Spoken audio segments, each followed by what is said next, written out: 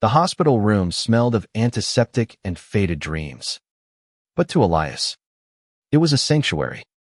For 6 months, he'd sat by the bed of a stranger, reading aloud from dog-eared novels, his voice weaving stories into the sterile silence. Today, the man in the coma Jasper opened his eyes, locked them on Elias, and whispered, "Don't leave again." Elias froze, the book slipping from his hands. The words weren't just a plea. They carried a weight, a history he didn't know.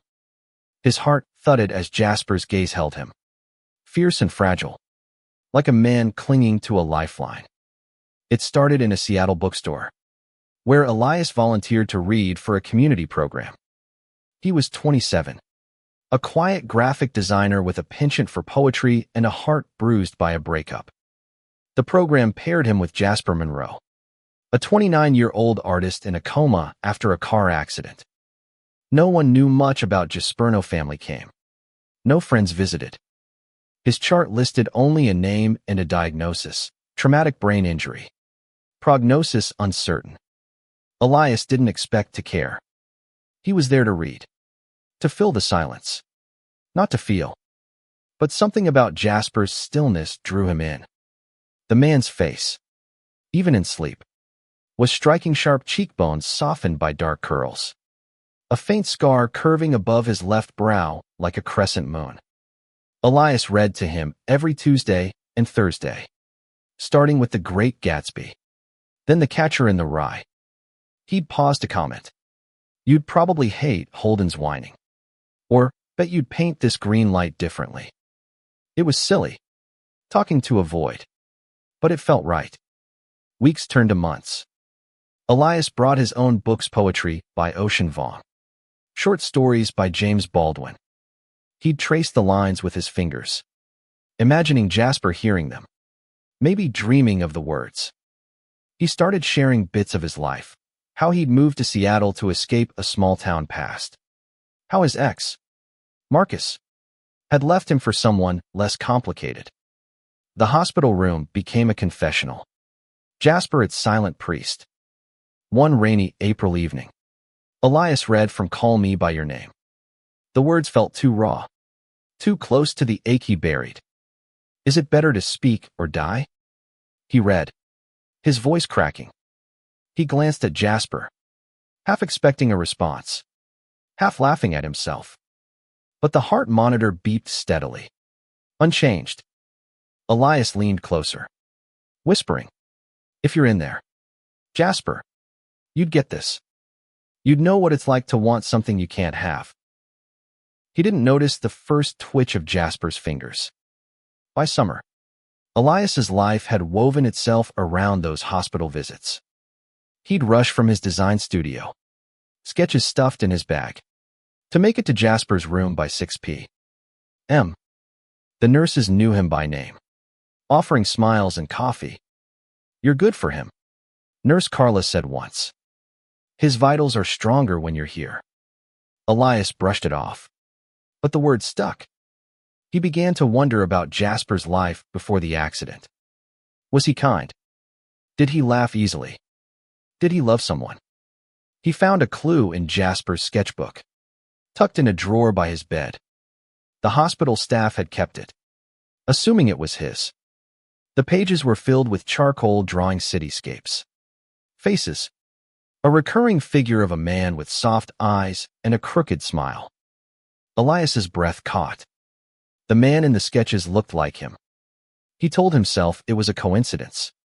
Jasper didn't know him, but the sketches haunted him, and he started reading with more urgency, as if his voice could pull Jasper back. He read Giovanni's room, letting Baldwin's words spill into the room like a prayer. "You don't have to be alone," he murmured once, closing the book.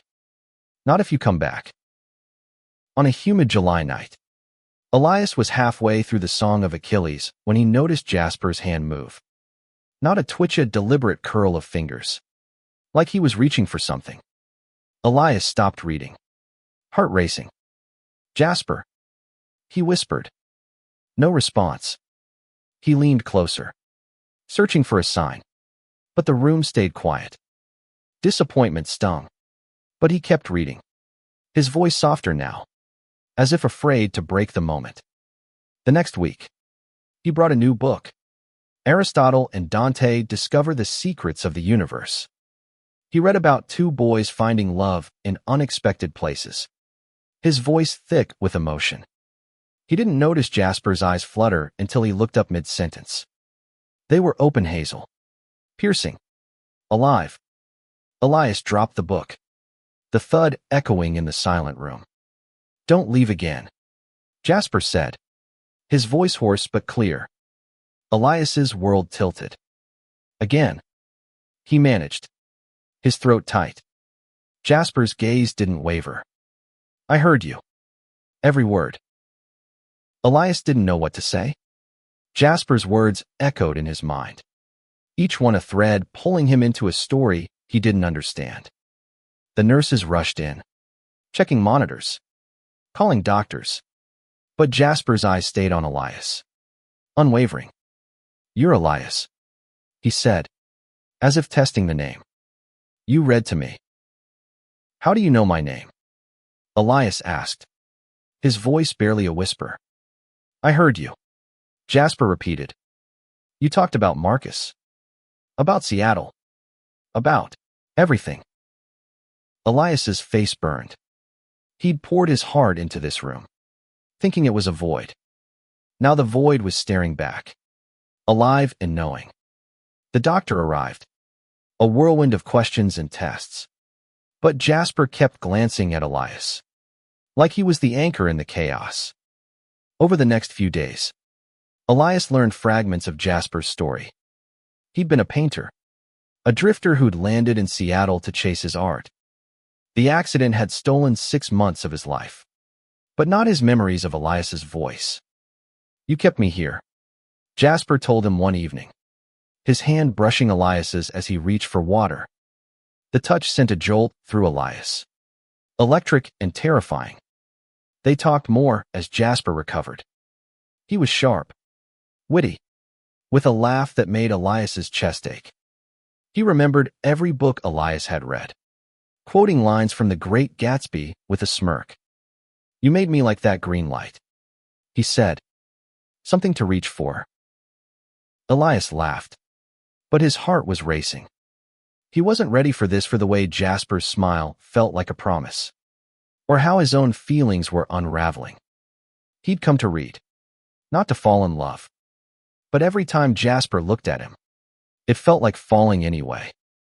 One night, Jasper showed him the sketchbook. "This is you," he said, pointing to the man with soft eyes.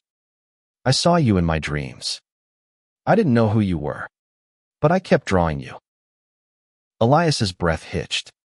"You didn't even know me." "I do now," Jasper said, his voice low. Their hands brushed again, and this time, neither pulled away. Weeks passed, and Jasper's recovery was a miracle, the doctors said. But for Elias, the real miracle was the way their lives were intertwining. They'd leave the hospital for walks in the park, Jasper leaning on a cane but grinning like he'd conquered the world. They'd talk about books, art, the lives they wanted. Jasper painted again, his strokes bolder now, and Elias found himself designing book covers inspired by their story. But doubt lingered. Elias couldn't shake the fear that this was too fragile, too fast. What if Jasper's feelings were just gratitude? What if Elias was just a lifeline, not a love? One evening, as they sat by Lake Washington, Jasper sensed his hesitation. "You're scared," he said. "Not a question. I don't know what this is," Elias admitted. "I read to you because, I don't know. It felt right. But now you're here, and I'm in love with me," Jasper finished, his eyes soft but steady. Elias's heart stopped. He wanted to deny it, to run from the truth. But Jasper's hand found his, grounding him. "I heard you for 6 months," Jasper said. "Your voice, your stories, your heart. I woke up because of you. and I'm not letting you go. Elias laughed through tears, the weight of his fears lifting.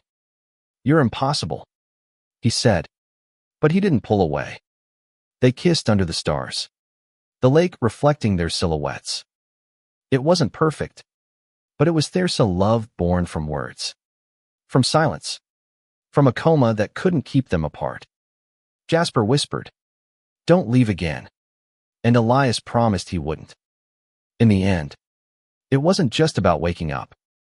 It was about finding someone who heard you, even when you thought no one was listening.